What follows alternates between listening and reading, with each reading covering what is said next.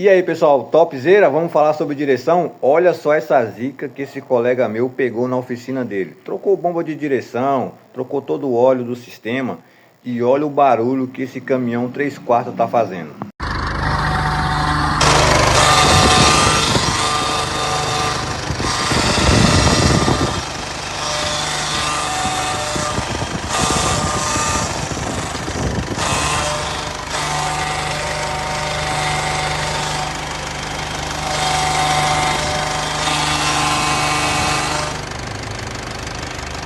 Viu aí que pepino, pessoal? Se você já pegou algo parecido, deixa nos comentários. Sabe o que é? Compartilha com a gente aí.